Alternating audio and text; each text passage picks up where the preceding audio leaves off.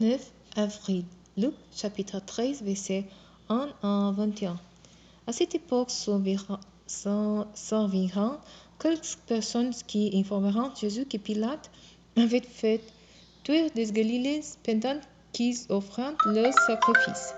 Jésus leur dit: Pensez-vous que ces Galiléens ont subi un sortie si cruel parce qu'ils étaient des plus grands pécheurs que tous leurs compatriotes?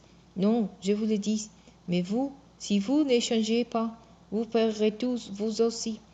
Rappelez-vous ces 18 personnes qui ont été tuées quand la tour de Siloé s'est effondrée sous les Croyez-vous qu'ils ayant été plus coupables que tous les autres habitants de Jérusalem?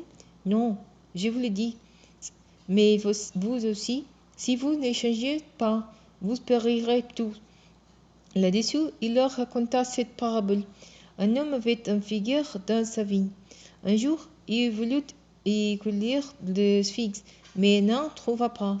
Il dit alors à celui qui s'occupait de sa vigne: Voilà 3 ans que je viens chercher des figues sous cet arbre, sans pouvoir en trouver. Coupe-les. Je ne vois pas pourquoi il le coupe la place inutilement. Maître, lui répondit l'homme, laissez-les encore cette année.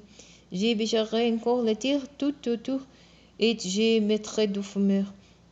Peut-être qu'il portera de fruits la saison prochaine, sinon tout les fera couper. Un jour du sabbat, Jésus enseignait dans une synagogue. Il s'y trouvait une femme qui, depuis 18 ans, était sous l'emprise d'un esprit qui la rendait infirme. Elle était voûtée et n'arrivait absolument pas à se redresser. Lorsque Jésus la vit, il l'appela et lui dit: Femme, tu es délivrée de ton infirmité. Il posa ses mains sur elle et immédiatement, elle se redressa et se mit à louer Dieu. Mais les responsables de la synagogue furent fâchés que Jésus a fait cette guérison le jour du sabbat. S'adressant à la foule, il lui dit: Il a 6 jours pour travailler. Venez donc vous faire guérir ce jour-là, mais pas les jours du sabbat. Le Seigneur lui répondit: Hypocrite que vous êtes! Chacun de vous ne détache-t-il pas son bœuf au semaine de la mangeur pour le mener à l'abreuveur les jours du sabbat? Et cette femme, qui est une fille d'Abraham et qui s'est tenue en son pouvoir depuis 18 ans, fallait-il ne pas la délivrer de sa chaîne au jour du Pâques, que c'est le jour du sabbat? Cette réponse de Jésus remplit de confusion tous ceux qui avaient pris parti contre lui, tandis que le peuple était enthousiasmé de les voir accomplir tant d'œuvres merveilleuses.